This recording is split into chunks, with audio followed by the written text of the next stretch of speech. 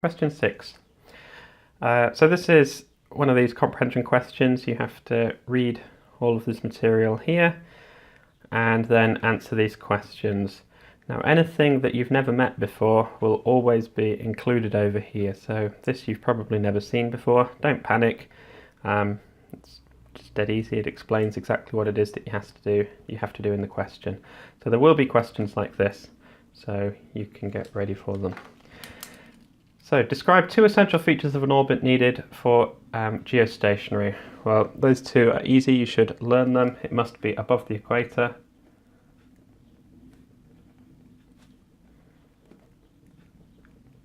And it must have a time period of 24 hours.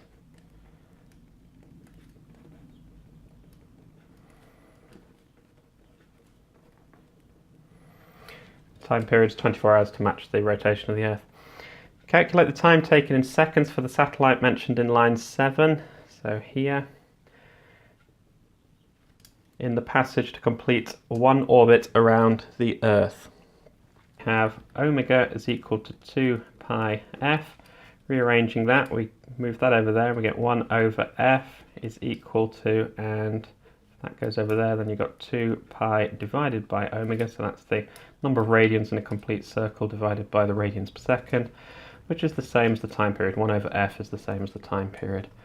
So that is going to be 2 pi divided by, and then we need the angular frequency, which is there.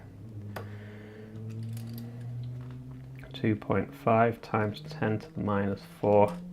So we've got 2 pi divided by 2.5 times 10 to the minus 4 gives you, put that in decimal, 25,132 seconds, so that's 25,000 seconds to 2SF.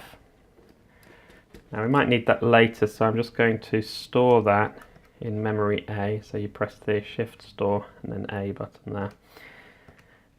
Right. Show that the distance of 12,000 kilometers from the satellite, the beam has a width of 1,900 kilometers. Okay, so if you imagine this here, then you think that there is the beam width.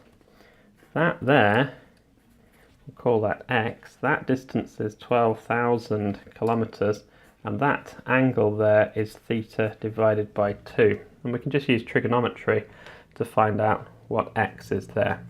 Now the beam width is going to be 2 of those because we've got 2 right angled triangles there. So let's do it then. First of all, we need to know what theta is. How do we know that? Well, we know that from the comprehension bit of the question. So it's lambda over d, remember that lambda is c over f, so it's c over f d, like so, which is equal to, c is 3 times 10 to the 8 meters per second. The frequency is written there, 1100 times 10 to the 6, and the dish diameter is there, 1.7. Right, so that gives us 3 times 10 to the 8 divided by 1100 times 10 to the 6 divided by 1.7 gives us that many radians. Because the angle's in radians, isn't it?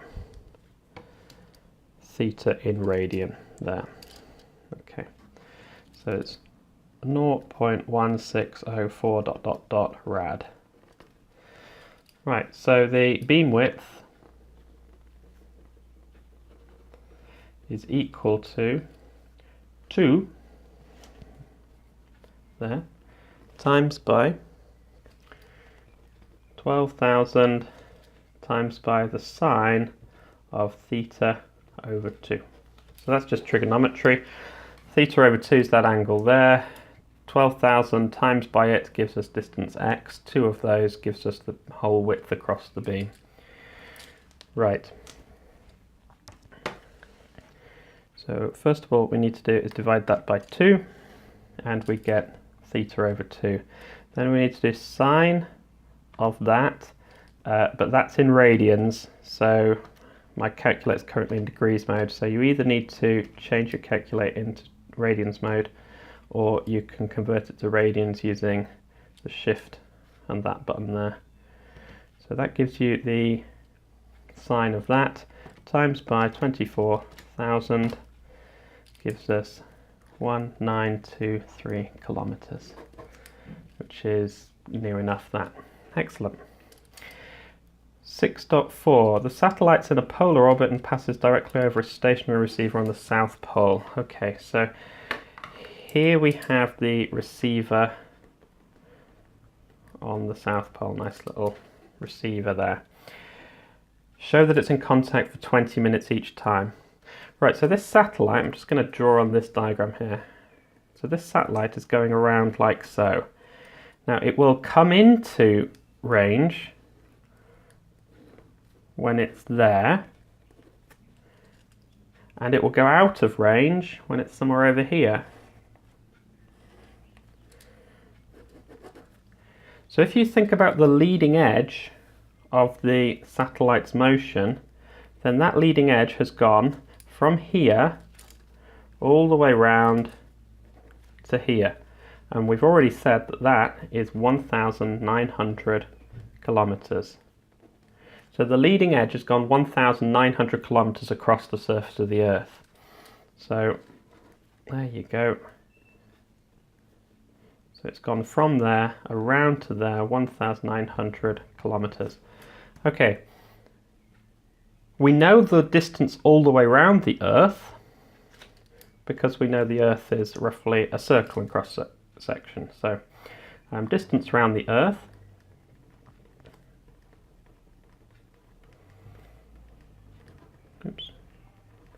proper noun gets capital, is equal to 2 pi r, which is equal to 2 times by pi times by 6,400. So let's work that out. I'm just going to store this number. Right, so that I've stored as B, and that one I stored as A, didn't I? Okay. So we've got 2 times by pi times by 6,400, like so. So that's the total distance around the Earth, so 40,212 kilometers. If 1,923 kilometers of that, the satellite's in contact, and that's the total, then that fraction is the same as the fraction of the total time around compared with the time it takes, the time you're in contact with. So the contact time divided by the period of revolution is equal to the beam width divided by the distance round the Earth, circumference of the Earth. Okay, so therefore the contact time is equal to, right, so we need the beam width, which is 1923. We need to divide that by the circumference of the Earth, which is 40212. We need to times that by the period of revolution, which was that, so 25132, and we need to divide it by 60 because it wants it in minutes, and that's in seconds. Right, so let's do that. So we wanted B divided by that answer, so that's that fraction there, times by A divided by 60 is 20 minutes, 0.0319 dot dot dot. So that's 20 minutes to 2SF. Okay, so that sort of question is a bit of a lateral thinking question. You have to figure it out as you're going along. You won't probably have met a question like that before. You just need to use a little bit of common sense, a little bit of geometry and a bit of physics, and then you're away and think about it in terms of ratios. The same satellite is moved into higher orbit. Discuss with reasons how this affects the signal strength and contact time for the receiver at the South Pole. So it's moved from there to here. Okay. Right, so firstly, signal strength.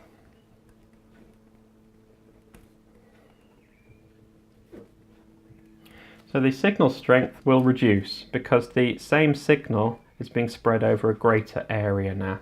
So it reduces because the same signal power is spread over a greater area. The contact time now.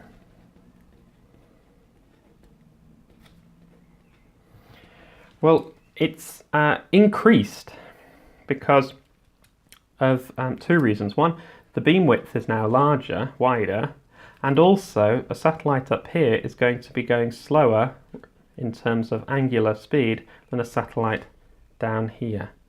Okay, so I think the contact time is increased because A, the beam width is wider, and B, the angular speed of the satellite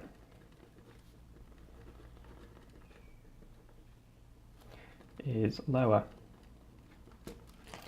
And in fact, it's actually going to be in contact with the receiver for a longer fraction of the time as well, because the beam width is wider.